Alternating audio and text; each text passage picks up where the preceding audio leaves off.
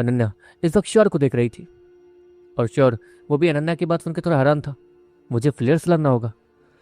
अरे यार ये तो श्योर है। वो अपने सर को पकड़ते हुए कहता है, देखो कोई बात नहीं, तुम्हें तुम्हें टॉप 3 रैंक मिल जाएगी, है ना? तुम और फ्लेयर दोनों ही टॉप 3 पे हो। तुम दोनों में से जो जीतेगा वो टॉप 2 चला जाएगा। जाहिर सी बात है, फ्लेयर जीतेगा तो वो टॉप 2 चला जाएगा, तुम टॉप 3 रह जाओगे, तुम्हें टॉप 3 रैंक मिल जाएगी। और ये रैंक कोई छोटी मोटी रैंक नहीं है श्योर। अनन्या श्योर कहती है, दीदी मैं समझता हूँ, लेकिन श्योर थोड़ा उदास भरे मन से कहता, देखो तो नाटक कैसे कर रहा है। डीमन गर्ल श्योर के नीरू कोर से ही कहती, मतलब मुझे आज फ्लेयर से लड़ना है। श्योर वो अपनी बहन से कहता और उसकी बहन अपने सर को हाँ मिलाती है, देखो कुछ भी नहीं होगा, तुम्हें बस शांति से सारी लड़ाई को लड़ना है और सब कुछ ठीक हो जाएगा। हाँ अनन्या वो ज़्यादा टेंशन ले रही थी, दीदी आप टेंशन मत लीजिए, कुछ भी नहीं होगा, छोटी मोटी लड़ाइयाँ हैं। श्योर अपनी बहन से कहता, मैं जानती हूँ लेकिन कोई बात नहीं, तुम कुछ भी हो जाए, अगर तुम पे कोई हमला करे तो तुम उसे देखो, अगर वो फ्लेयर तुम्हें, वो अनन्या इतना कहते कहते चुप हो जाती है, कुछ भी नहीं होगा दीदी चलते हैं। श्योर वो आगे बढ़ते हुए कहता, श्योर वो और मैग्रॉन इस वक्त टूर्नामेंट के लिए उस स्टेडियम में आ गए थे और फ्लेयर का इंतजार कर रहे थे। क्या वो यार, ये फ्लेयर अब तक आया क्यों नहीं?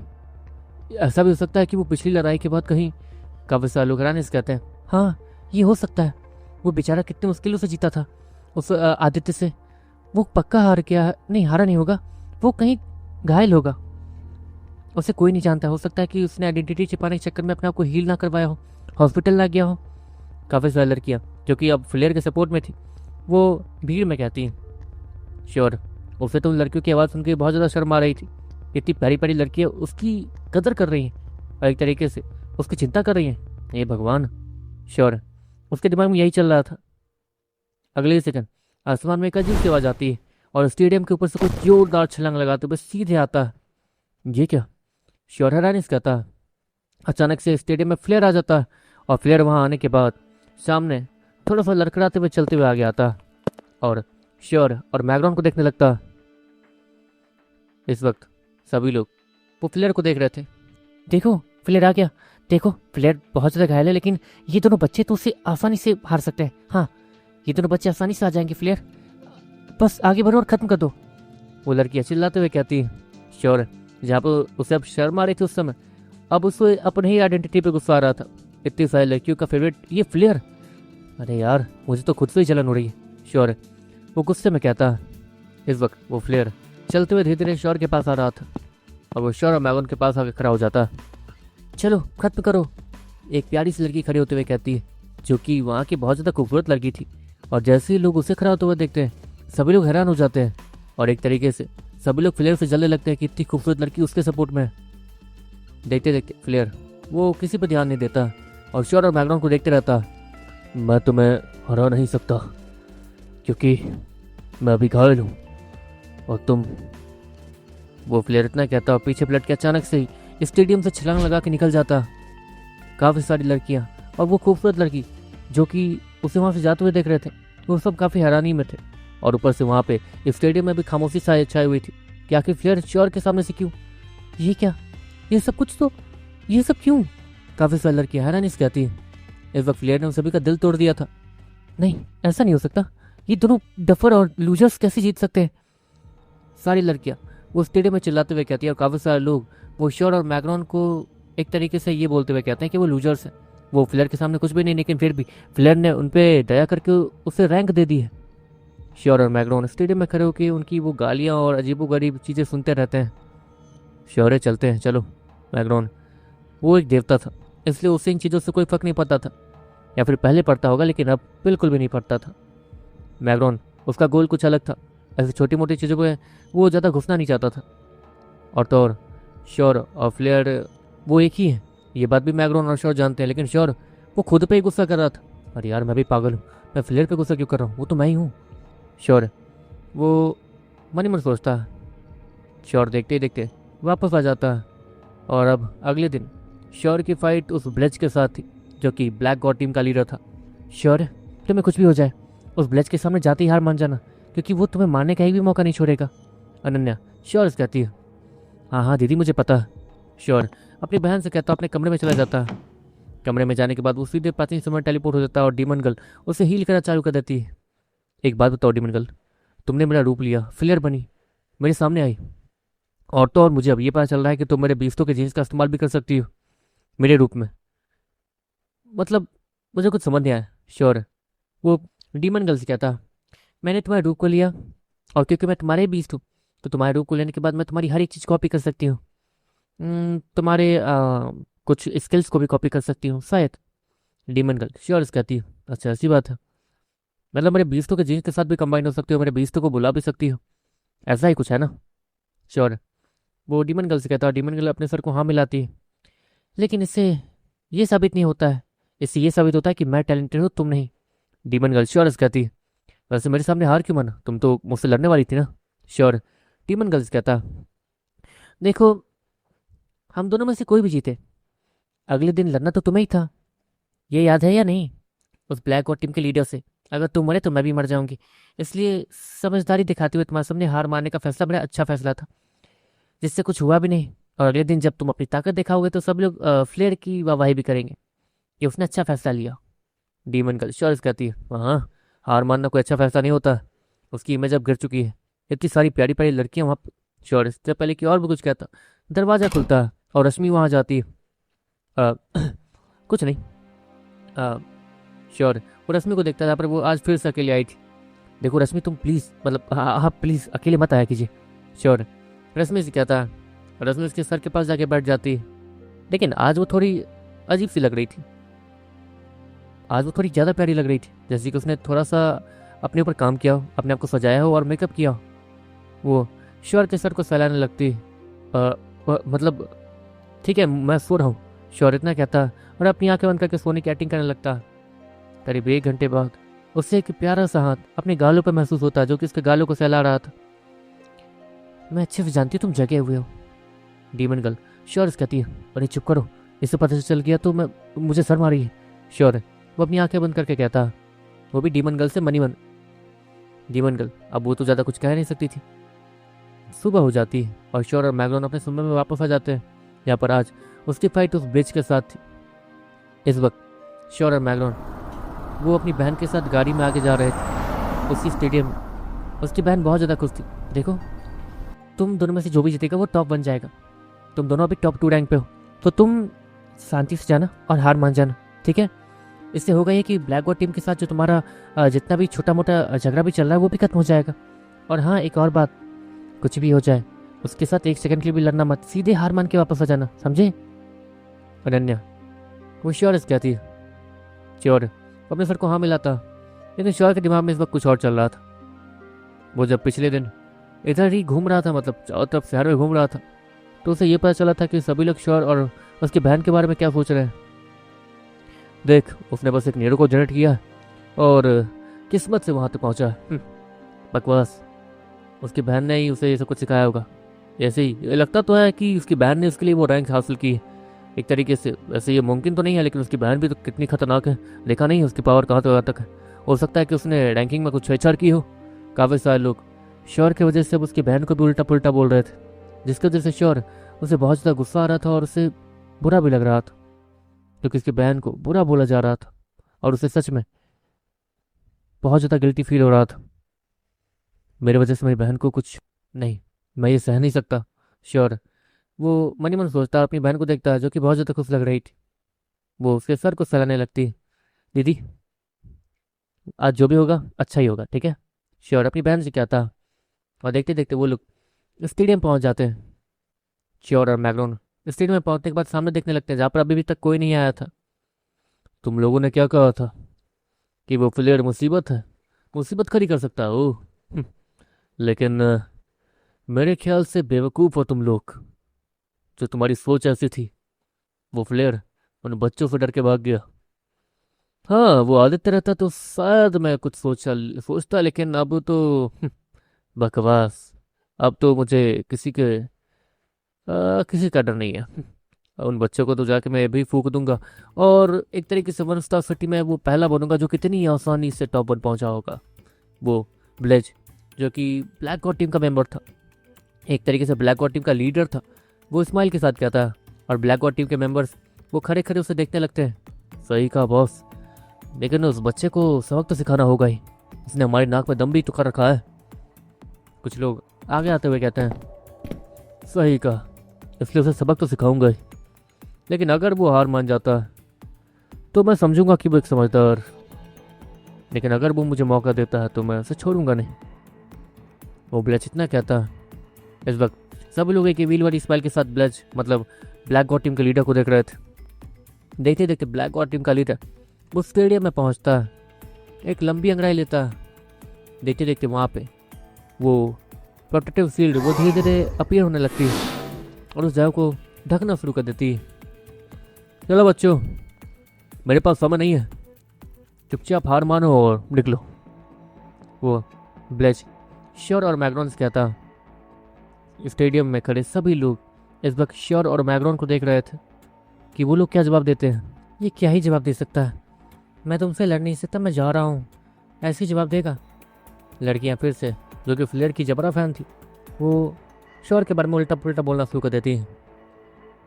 सभी लोग उन लोगों के दिमाग में यही चल रहा था कि श्योर और मैग्रॉन वो तो ऐसा कर ही नहीं सकते, और मैग्रॉन तो उससे तो कोई जानता भी नहीं है, वो यहाँ कहाँ से है किसी को कुछ नहीं पता, और बिना आइडेंटिटी के साथ कोई इतना ताकतवर तो होगा नहीं। असली ये दोनों बच्चे हैं, क्या ही कर लेंगे। काफ़ी सारे लोग वहाँ पे यही सोच रहे थे। हार मानने पर क्यों? श्योर वो उस ब्लेच से कहता, हार मानने पर क्यों? क्योंकि मैं तुम्हें मार सकता हूँ। टूर्नामेंट के दौरान अगर तुम्हें मार भी दिया तो किसी को कुछ पता नहीं चलेगा। वो ब्लेच चौरस कहता, वो तो देखा जाएगा। श्योर ब्लेच से कहता, मतलब तुम उससे लड़ना चाहते हो? ब्लेच श्योर से फिर से कहता, हाँ।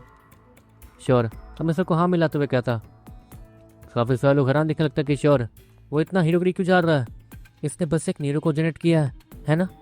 एक लड़की वो सभी की तरफ देखते हुए कहती है, और सभी लोग अपने सर को हाँ मिलाते हैं। तो ये बस यहाँ पर फ्लेयर के सामने जो जीत गया है गलती से, उसका शो ऑफ कर रहा है, मतलब ये हमारे फ्लेयर की बेइज्जती है। वो सारी लड़कियाँ वो श्योर का ये टेक्सचर देख के फ्लेयर की बेइज्जती समझने लगती हैं। अबे यार, ये लड़कियाँ को तो श्योर अपने सर को पकड़ते हुए कहता, वो लड़कियाँ कुछ अलग ही बातें कर रही हैं ऊपर बैठ के। श्योर उनकी बातों को छोड़ता। तो ठीक है, मैं यहाँ के जजेस से कुछ पूछना चाहता हूँ, मुझे इसके साथ अटेम्प्ट फाइट करनी है। वो ब्लेज अचानक से अपने एक हाथ को खड़ा करते हुए कहता, जहाँ पर अब जजेस उसके हाथ का सिंबल देख रहे थे, जो कि एक मुट्ठी में बना हुआ था।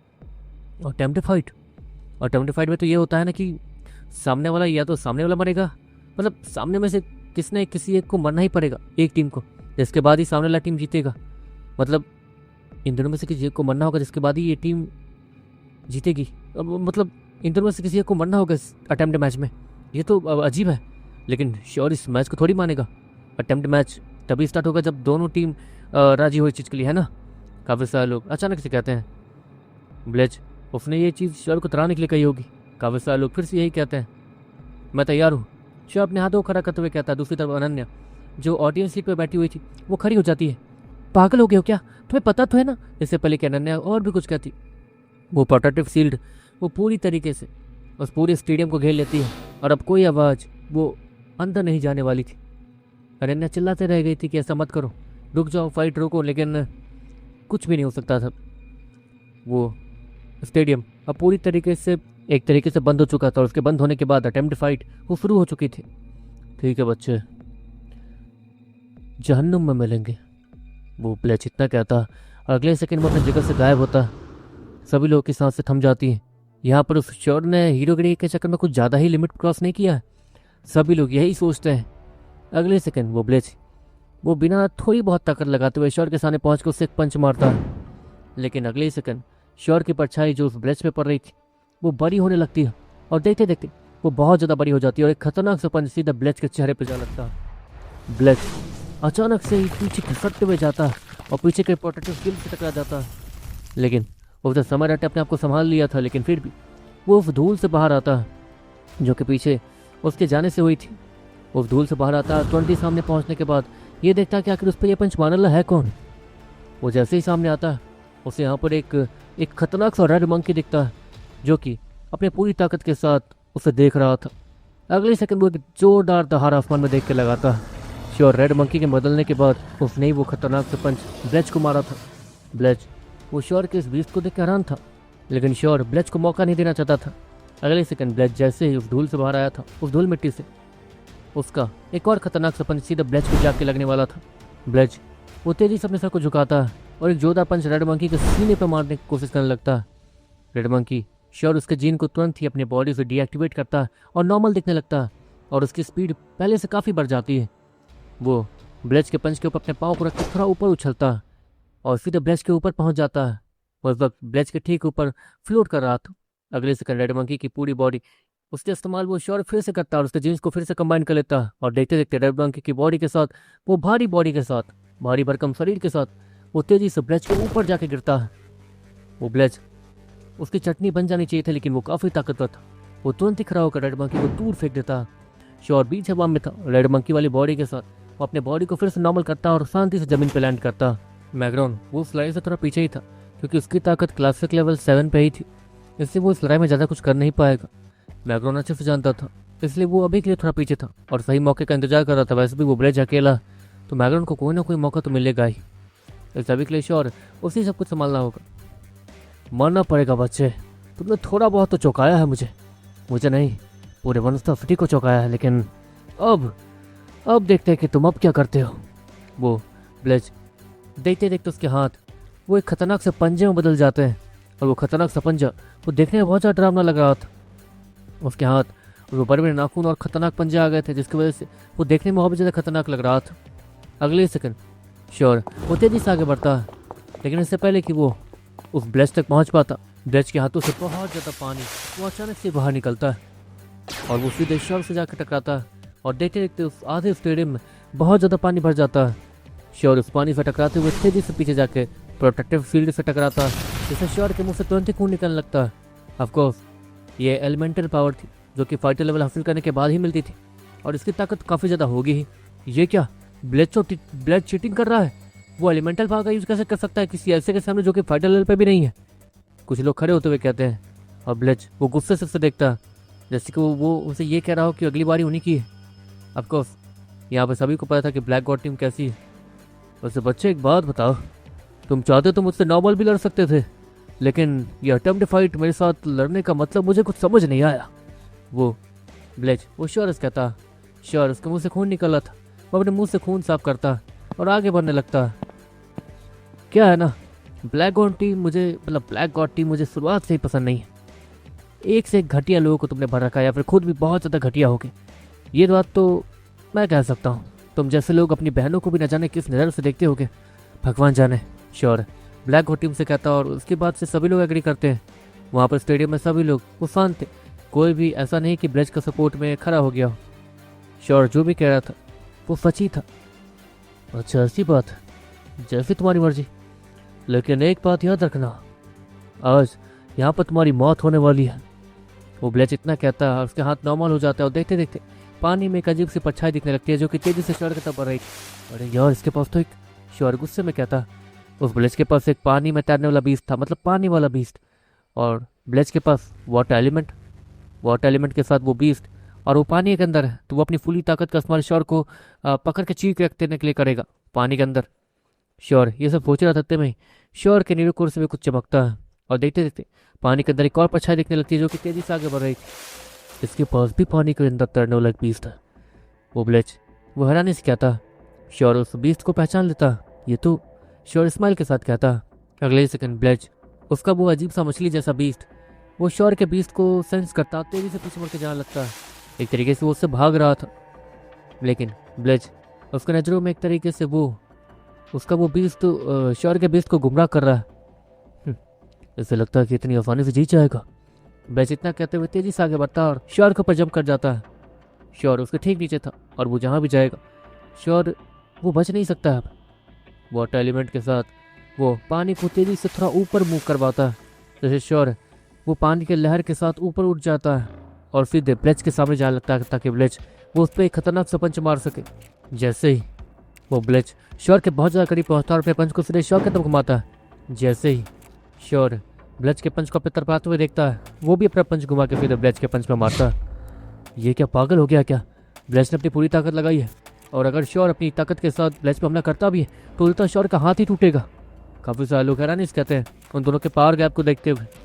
अगले ही सेकंड जैसे ही श्योर और ब्लेच का पंच टकराता है वहाँ पर एक अजीब सी खून की लहर आती है जो कि सीधे ब्लेच के चेहरे पर जा लगती है। अगले ही सेकंड ब्लेच और बाकी सभी जब श्योर और ब्लेच के टकराए हुए पंच को देखते हैं तो वहाँ पर श्योर के हाथ किसी ड्रिलिंग मशीन में बदले हुए थे और उसने सीधे ब्लेच के हाथ के ऊपर वाले हिस्से को तबाह कर दिया था और ड्रिल करते हुए उससे पूरा अंदर तक छीड़ के रख दिया था।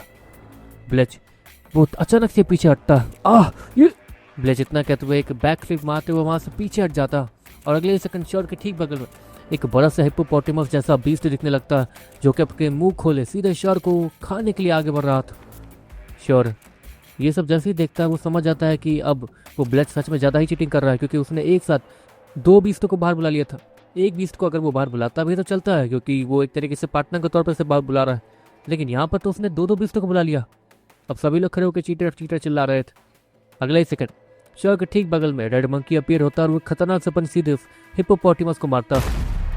रेड मंकी उस बड़े से हिप्पोपोटेमस को पंच मारने के बाद दूर फेंक देता और खुद जंप करते हुए सीधे उसके ऊपर जाके कूद जाता।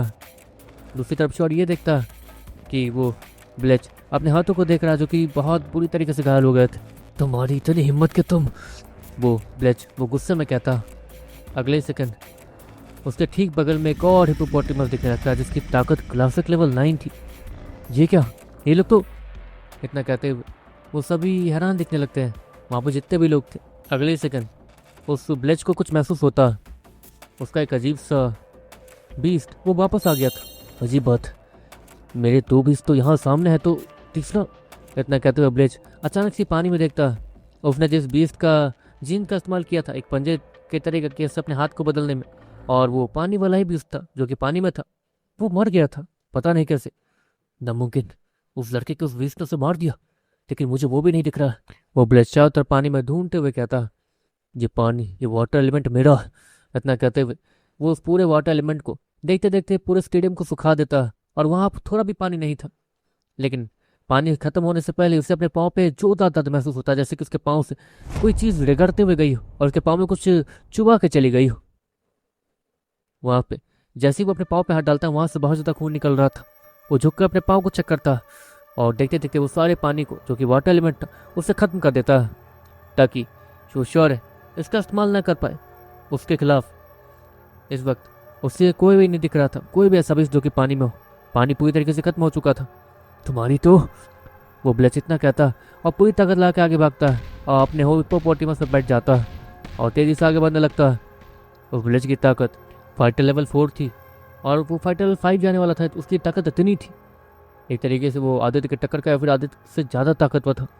लेकिन फिर भी वो यहाँ पर श्योर को हराने के लिए इतनी सारी चीज़ों का इस्तेमाल कर रहा, अपने सारे बीस्तों का इस्तेमाल कर रहा, पूरी ताकत लगा रहा, और श्योर अभी भी वहाँ बीच में खड़ा है, बस थका हुआ, हारा हुआ, लेकिन वो अभी तक हारा नहीं था। अगले ही सेकंड श्योर है वो ब्लेच की तरफ भागना शुरू कर देता। ये कर क्या रहा है, इसे पता तो है ना कि ये क्या कर रहा है। काफ़ी सारे लोग हैरानी से कहते हैं। अगले सेकंड श्योर जैसे ही ब्लेच और उस बड़े से हिप्पोपोटेमस के बहुत करीब पहुंच जाता है, श्योर वो एक लंबी छलांग लगाते हुए अपने आप को पीछे मोड़ लेता है ताकि श्योर अगर उन दोनों से टकराए भी तो वो अपने पीठ के बल ही टकराए, अपने बैक साइड से।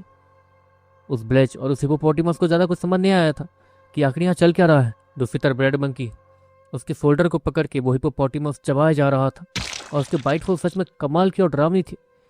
रेड मंकी तुरंत ही उसके चेहरे पे एक अजीब सा बिना एक्सप्रेशन वाला लुक आ जाता, जैसे कि उसे अब इस दर्द की ही आदत हो गई।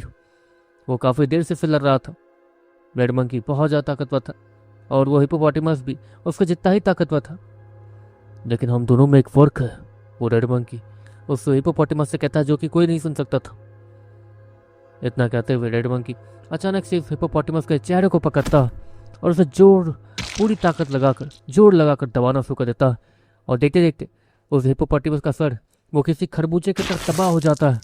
और रेड मंकी वो तुरंत ही श्योर की तरफ देखता है जो कि अपने पीठ के बल तेजी से उस बड़े से हिप्पोपोटेमस की तरफ बढ़ रहा था। रेड मंकी भी तेजी से आगे बढ़ता और देखते देखते श्योर जो अपने पीठ के बल सीधे उस हिप्पोपोटेमस और ब्लेच से टकराने वाला था, अगले सेकंड उसके बॉडी पे एक अजीब सा पिंक कलर का आर्मर दिखना शुरू हो जाता है जो कि पिंक क्रिस्टल से बना हुआ था। और देखते देखते श्योर के ठीक पीठ पे बहुत सारे क्रिस्टल निडल्स और बड़े बड़े कांटे निकल आते हैं जो कि पिंक कलर के ही थे, पिंक कलर के क्रिस्टल के बने हुए। और श्योर ने एक तरीके से म्यूटल लिजार्ड के साथ अपने जीन्स को फाइनली कंबाइन किया था, जिससे उसे एक आर्मर मिलता था। और श्योर के पीठ पे भी हूबहू वही अजीबोगरीब कांटे आ जाते थे जो कि म्यूटल लिजार्ड के पीठ पे होते थे। और क्योंकि श्योर अपने पीठ के बल सीधे उस हिप्पोपोटेमस से टकराने वाला था, अगले ही सेकंड श्योर बड़े बड़े कांटों के साथ अपने बैक साइड तेजी से जाकर उस हिप्पोपोटेमस से टकराता है।